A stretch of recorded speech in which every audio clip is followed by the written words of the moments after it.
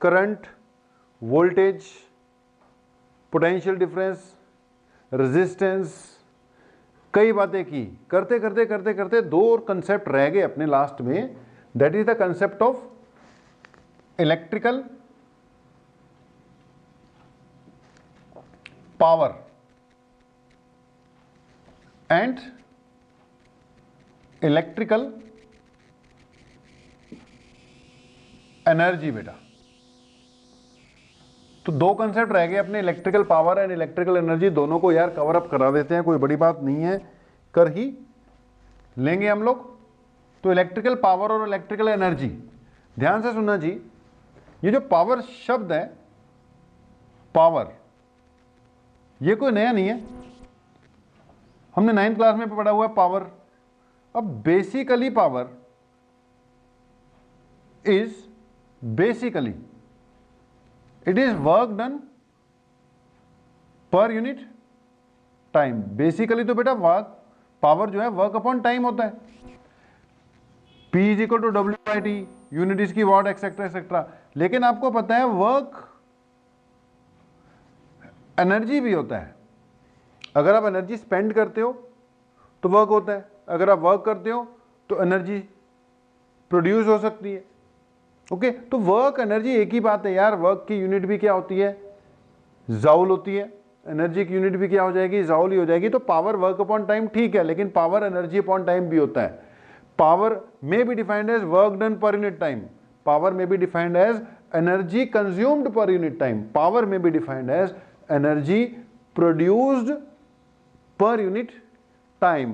Work तो होता है, work is done. Energy consume भी हो सकती है, energy produce भी हो सकती है। तो 3 concepts हैं बेटा पावर के। पावर के बेसिकली, इस चैप्टर के हिसाब से नहीं, जनरल बता रहा हूं, पावर के बेसिकली 3 concepts बनते हैं।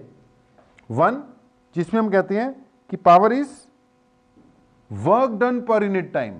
पावर क्या चीज है, ये work done per unit time है। ओके, यहां मैंने बोला यार पावर की डेफिनेशन ये भी हो सकती है कि इट इज एनर्जी।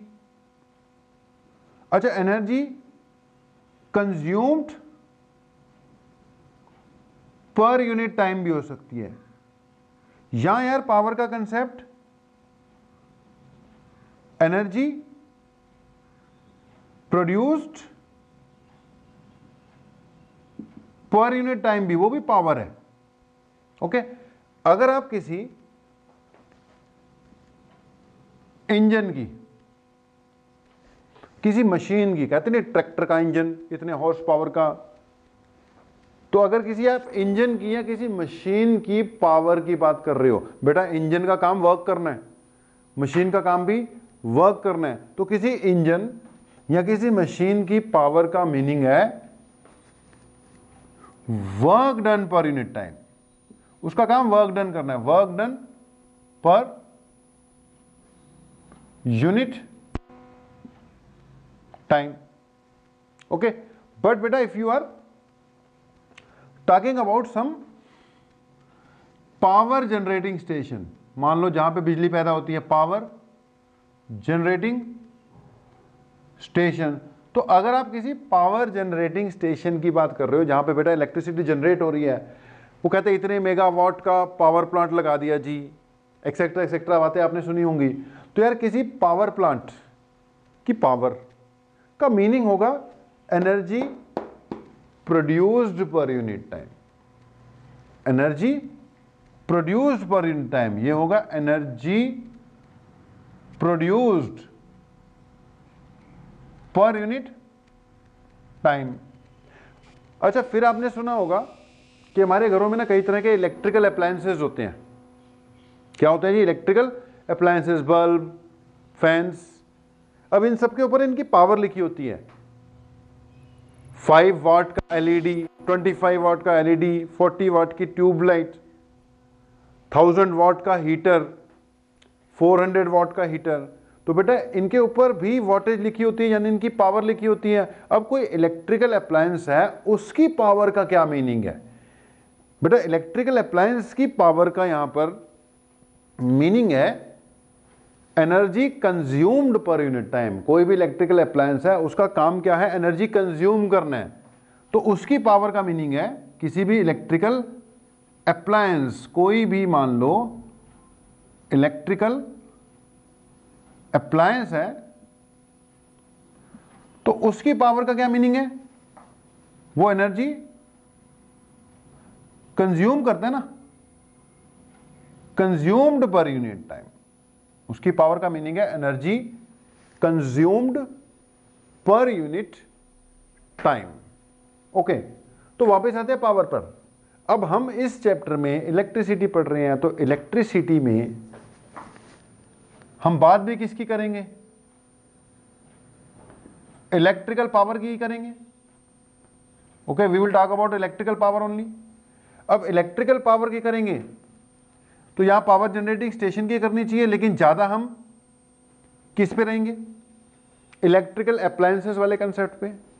तो वैसे तो मैंने बोला पावर के ये 3 कंसेप्ट बन सकते हैं, बट बेटा 10th क्लास में जब हम पढ़ रहे हैं तो जितनी भी पावर पावर पावर ये जब हम करेंगे तो वहां पे पावर का मीनिंग क्या होगा, energy consumed per unit time by an electrical appliance. किसी भी इलेक्ट्रिकल अप्लायंस द्वारा एनर्जी पर यूनिट टाइम कितनी कंज्यूम कर रही है उसको कहेंगे हम electrical power. Okay, formula develop करते हैं। तो हम आते हैं किस पे, पावर पे आते हैं बेटा।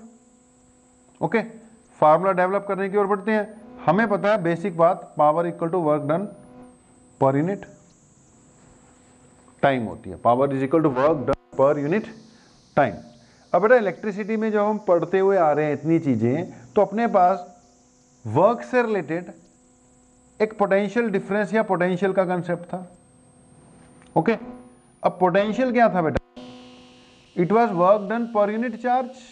पोटेंशियल क्या था, work done per unit charge. तो मैं यहां पर W को क्या लिख सकता हूं बेटा, Q इंटू वी लिख सकता हूं। तो मैंने W की जगह क्या लिख दिया, Q इंटू वी। यहां से चेक करो पावर इक्वल टू क्या बन गया, W की जगह क्या पुट किया मैंने, Q इंटू वी, नीचे क्या क्या थी। तो पावर का फार्मूला क्या बन गया, Q into V by T. Okay, अभी भी बढ़िया नहीं बना। अगर मैं इस चीज को चेक करता हूं तो it is charge upon time. अब आपको पता होना चाहिए Q बाई टी यानी चार्ज पर यूनिट टाइम करंट होता है, याद ही होगा। तो इसकी जगह क्या पुट किया जा सकता है भाई, करंट पुट किया जा सकता है, यानी कर कराकर हमारे पास जो पावर का फार्मूला आ रहा है दैट इज V इंटू आई। ये चलना है सबसे ज्यादा पावर का बेटा, सबसे ज्यादा जो फार्मूला हमने यूज करना है वो कौन सा यूज करना है, V इंटू आई। तो हमने पावर का बेटा जो सबसे मेन फार्मूला बना लिया दैट इज V इंटू आई। और मैं बार बार बोल रहा हूं कि हमारे पास जो पावर है उसका मीनिंग क्या है, energy consumed per unit time by the electrical appliance. कोई इलेक्ट्रिकल अप्लायंस है, ये इलेक्ट्रिकल अप्लायंस है मान लो। ओके, ये रजिस्टर है, इसको मैंने बैटरी से कनेक्ट किया, इस पे वोल्टेज लगाई थी V, इसमें से करंट कितना चल रहा था I, इसका रेजिस्टेंस कितना था अपना R था। अब बेटा जब इसमें वोल्टेज लगाई, इसमें से करंट फ्लो होगा, तो ये इलेक्ट्रिकल एनर्जी जो मैं इसको दे रहा हूं ना वोल्टेज के फॉर्म में, इसको जो मैं इलेक्ट्रिकल एनर्जी दे रहा हूं उस इलेक्ट्रिकल एनर्जी को खर्च कर रहा है, कंज्यूम कर रहा है। ओके, अब ये किस रेट पे इलेक्ट्रिकल एनर्जी को कंज्यूम कर रहा है, वो इसकी पावर है, जिसका फार्मूला ये है V इंटू आई। अगर वोल्टेज V है, करंट I है, तो इन दोनों के प्रोडक्ट करके जो भी आएगा ना बेटा that will be its rate of consumption of energy, यानी that will be its energy consumed per unit time, that means that will be its power, that will be its power. तो power का formula simple V into I ही है, लेकिन power का meaning clear होना चाहिए यार। किसी बल्ब की पावर का मतलब energy consumed per unit time, किसी भी इलेक्ट्रिकल अप्लायंस की पावर का मतलब the energy consumed by it पर यूनिट टाइम।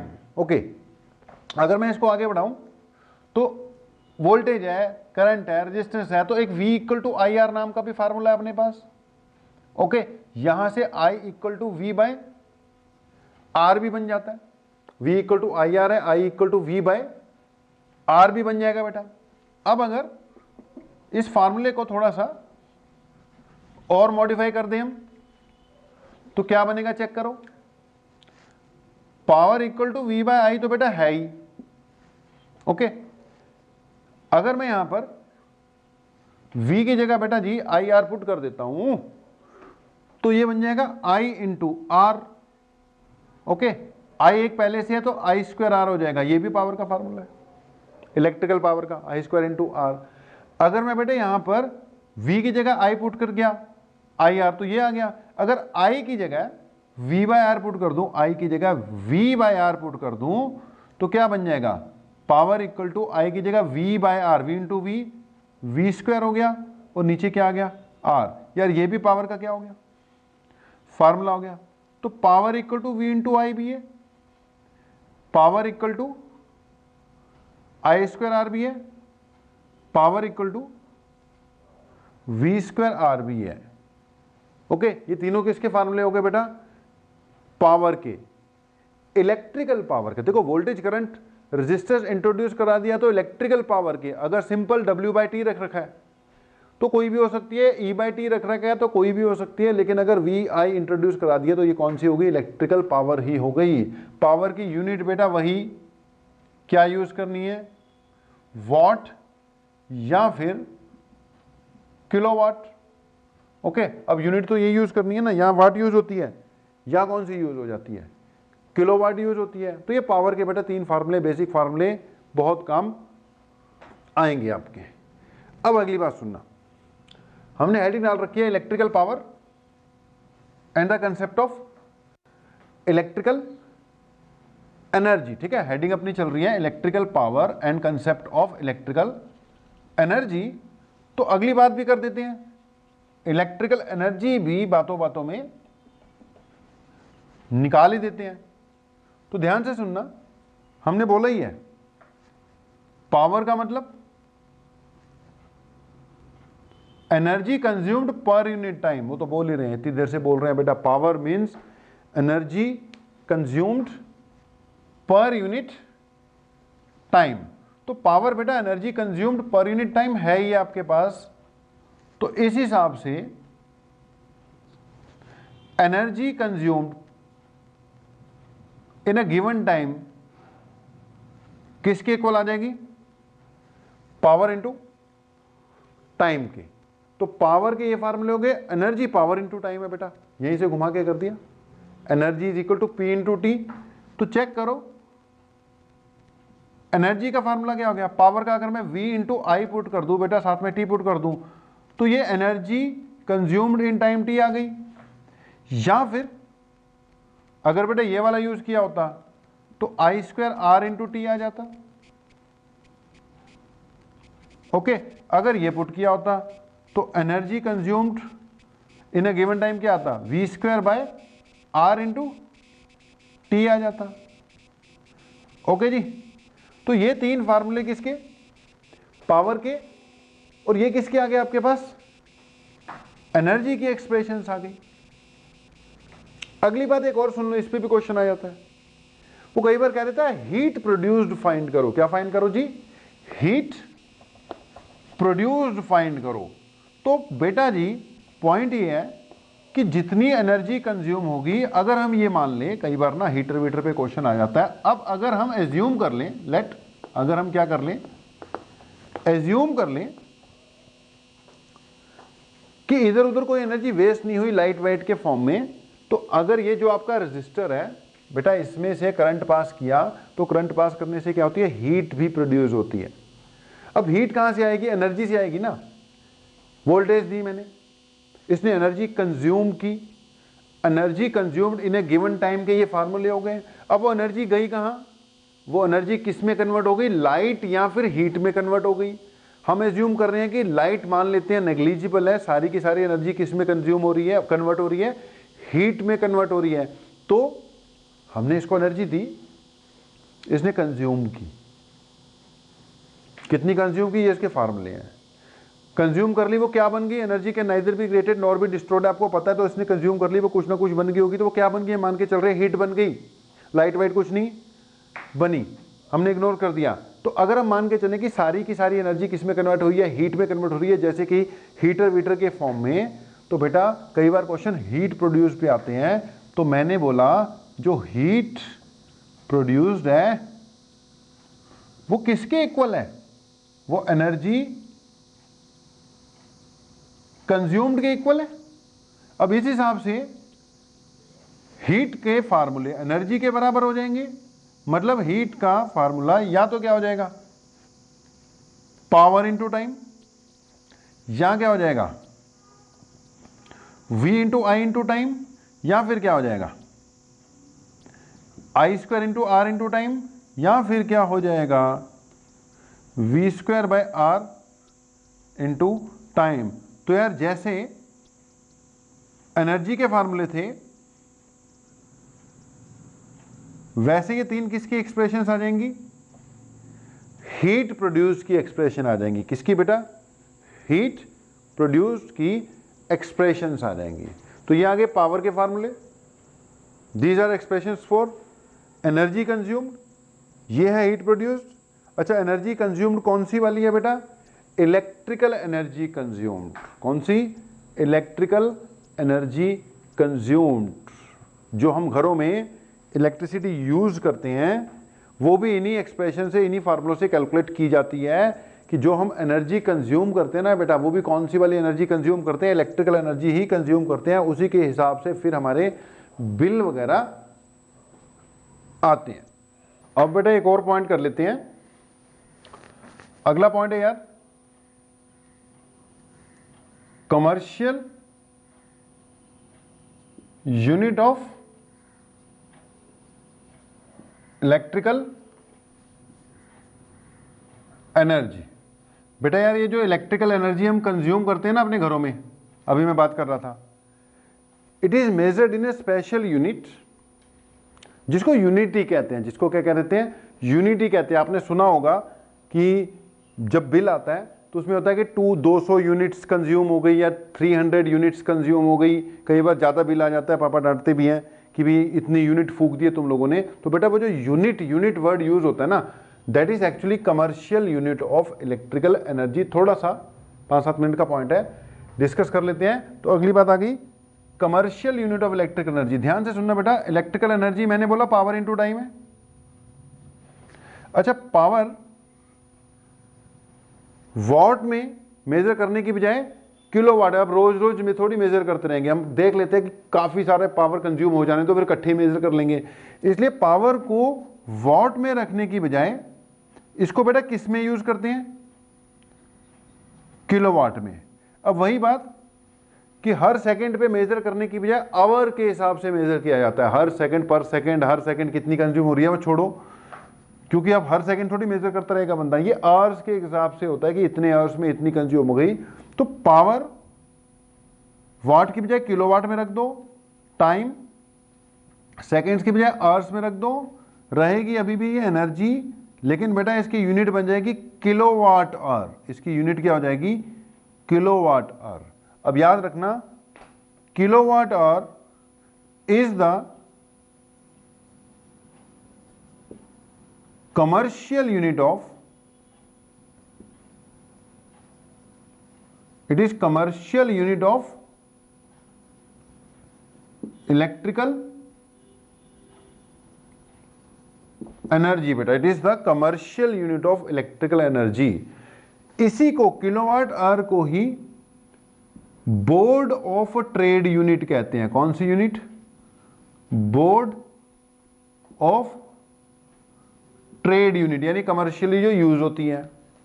हम आमतौर पे इसको वो जो इलेक्ट्रीशियंस मेजर करते हैं ना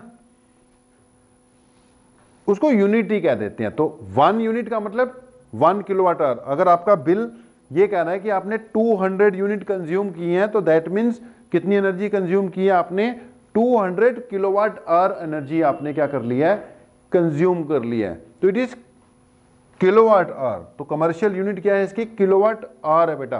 अब कई बार कह देता है किलोवाट आवर को जॉल्स में कन्वर्ट करो, तो जॉल्स में कन्वर्ट करने के लिए सिंपल सी कहानी है, ये किलोवाट है ना और ये आवर है।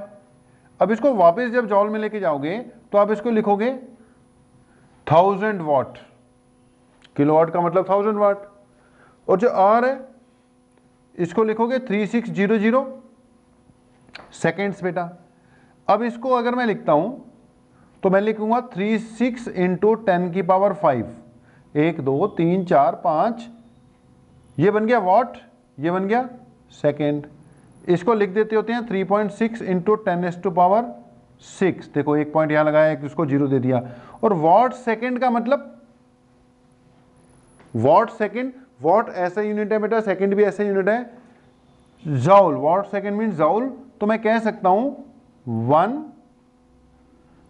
Kilowatt hour, 1 kilowatt hour is equal to 3.6 into 10⁻6 joule. 1 kilowatt hour is equal to 3.6 into 10⁻6 joules.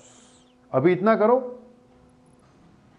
तो बेटा पावर के जो आपने बेसिक कंसेप्ट तो कर ही लिए, पावर के फार्मूले वही है बेटा जो 10th वाले थे। ओके, एक दो एडिशनल चीजें और कर लो, जैसे कि पहला पॉइंट कि अगर कुछ रेजिस्टर्स सीरीज में, मान लो अगर बेटा ये सीरीज में है तो एक का रेजिस्टेंस R1, दूसरे का R2, तीसरे का रेजिस्टेंस R3, ये लग गई बैटरी। ओके जी, अब इसकी जो पावर भी गिवन हो सकती है P1, P2 एंड P3। तो जी जो net power of the combination, यानी तीनों मिलकर कितनी ओवरऑल पावर कंजम्पशन करते हैं, सीरीज में है तो नेट पावर निकलेगी 1/P1 plus 1/P2 plus 1/P3। याद रखना, सीरीज में है तो नेट पावर कुछ ऐसे निकाल लेते हैं, कई बार क्वेश्चन आ जाएगा। अगर ये दो ही है मान लो, एक और दो, एक की पावर P1 एक की पावर P2, तो आपको पता ही है इसका हम डायरेक्ट कंसेप्ट लगा सकते हैं, net power is equal to P1 P2 divided by P1 plus P2। तो ये काम आएंगे कंसेप्ट्स, ये कंसेप्ट्स आपके न्यूमेरिकल्स वगैरह में काम आ जाएंगे, बाकी पावर का कंसेप्ट को खास था ही नहीं। ऐसे अगर पैरेलल में लगे हों, 1 2 3, इनके रेजिस्टर्स R1 R2 R3 है मान लो, और पावर क्या है P1 P2 P3। ओके, अब पैरेलल में भैया नेट पावर जो आएगी वो सिंपल सम आ जाएगी, P1 plus P2 plus P3 आ जाएगी। यार हमारे घरों में जो इलेक्ट्रिकल अप्लायंसेस हैं जितने हैं सारे के सारे पैरेलल में लगे होते हैं। अब वो पैरेलल में ही लगे हुए हैं, उनकी पावर सीधे ऐड कर दी जाती है। तो P1 plus P2 plus P3 होगा, दो होंगे तो P1 प्लस P2 हो जाएगा, n होंगे तो इसमें तो कोई चक्कर नहीं है, इसमें फिर भी स्पेशल वाला फार्मूला बनाकर रख लेते होते हैं। ओके जी, उसके अलावा एक और कंसेप्ट यूज हो जाता है कई बारी, बहुत कंसेप्ट्स हैं खैर, लेकिन यहां पे कंक्लूड करेंगे हम। एक ना आता है मैक्सिमम पावर ट्रांसफर थ्योरम। एक छोटा सा पॉइंट है, इससे कई बार ना कई न्यूमेरिकल फंस जाते हैं और कई न्यूमेरिकल निकल भी जाते हैं। कि कई बार आ जाए ना कि आपके पास कोई सेल है, सेल, ठीक है, अच्छा सेल होगी तो इतना तो पता लग गया, उसका कुछ ना कुछ इंटरनल रेजिस्टेंस भी होगा, सेल होगी तो उसका कुछ ना कुछ इंटरनल रेजिस्टेंस भी होगा। ये हमने इसके क्रॉस कुछ क्या लगा दिया भाई, एक्सटर्नल रेजिस्टर।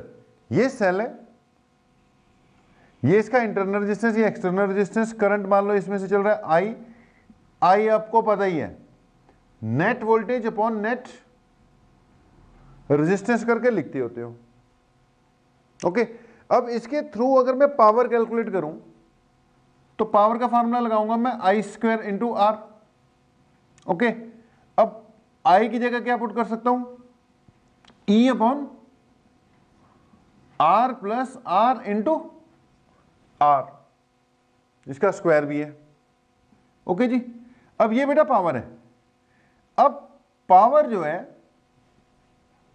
सेल जो है मैक्सिमम कब देगी, अब कंडीशन है, अब इस एक्सप्रेशन में कुछ चीजें कांस्टेंट है, कुछ चीजें कांस्टेंट है, कुछ चीजें वेरिएबल है। अब ई आपके हाथ में नहीं है, वो सेल की ईएमएफ जो है सो है, फिर not in your hands. Internal resistance ये भी आपके हाथ में नहीं है, वेरी करवा सकते हो, किसको करवा सकते हो, आर को करवा सकते हो। आर आपके हाथ में है, आर की वैल्यू आप इस तरीके से एडजस्ट करो कि पावर क्या आ जाए, मैक्सिमम आ जाए। अब मैक्सिमम निकालने के लिए आपको पता है, अब इसमें ये कांस्टेंट है, ये कांस्टेंट है, आर वेरिएबल है, तो आप क्या करो, इसको with respect to R differentiate कर दो। अब वो करते रहना, मैं तो डायरेक्ट क्या बता दूंगा आपको, रिजल्ट बता दूंगा। तो अगर आप इसको with respect to R differentiate करते हो तो कुछ ना कुछ रिजल्ट आएगा। आपको पता है मैक्सिमा निकालने के लिए आपको इसकी डिफरेंशिएशन करके क्या पुट कर देना है, जीरो पुट कर देना है, वो मैक्सिमा की कंडीशन आ जाएगी। मैक्सिमा मिनिमा की दोनों की कंडीशन यही होती है। तो dp बाई डी आर कर कर अगर आप इसको जीरो पुट कर कर सॉल्व करते हो तो किसकी कंडीशन आ जाती है, कंडीशन फॉर मैक्सिमा। अब वो डिफरेंशिएशन करना बेटा अपना टारगेट यहां पे नहीं है, मैं तो ये कह रहा हूं कि मैक्सिमा कंडीशन निकाल कर सॉल्व कर लो तो आपको मिलेगा कि अगर आप dp by D R equal to zero put कर कर सॉल्व करते हो तो small R equal to capital R आ जाएगा। अब उसका टाइम नहीं है अपने पास, कंक्लूड करना है मैंने जल्दी जल्दी इस पॉइंट को। तो पॉइंट मेरा ये निकल गया, यहां पे नोट करके रख लो कि मैक्सिमम पावर ट्रांसफर थ्योरम कहती है कि cell will transfer maximum power to a resistor, external resistor या एक्सटर्नल लोड। सेल किसी भी एक्सटर्नल लोड को मैक्सिमम पावर तब ट्रांसफर करती है अगर उसका इंटरनल रेजिस्टेंस उस लोड के रेजिस्टेंस के क्या हो जाए, इक्वल हो जाए। तो आपने याद रखना है कि मैक्सिमम पावर ट्रांसफर थ्योरम क्या है कि a cell will deliver maximum power to a load, a cell will deliver maximum power to a load when its internal resistance is equal to its external resistance. Internal resistance is equal to external resistance of the load, यानी R equal to R. तो यही है maximum power theorem, simple सी, कि जब R छोटा R equal to बड़ा R होगा तो ही मैक्सिमम पावर ट्रांसफर होगा किसी भी सेल द्वारा। तो इसको नोट करके रखना। कई बार कहा जाता है कि मैक्सिमम पावर आई कितनी, फिर अब मैक्सिमम पावर का फार्मूला तो यहां तो निकला ही हुआ था। ओके, यहां पे आ जाएगा ई स्क्वायर, यहां पे आ जाएगा आर प्लस आर का होल स्क्वायर, छोटा आर बड़ा आर इक्वल ही हो गए, तो यहां पे आ जाएगा 2r का होल स्क्वायर यानी 4r स्क्वायर, साथ में ये आर है ही। तो जो मैक्सिमम पावर है उसकी वैल्यू आती है ई स्क्वायर बाय 4r। अब बातें बेटा करने के लिए बहुत हैं, लेकिन हमें एक बार कंक्लूजन देना पड़ेगा। हमने कंक्लूजन दे दिया कि पावर के कंसेप्ट में यार कुछ तो वो 10th क्लास वाले बेसिक कंसेप्ट कर लो और कुछ एक दो एडिशनल बातें कर लो, उसके बाद न्यूमेरिकल्स निकालो।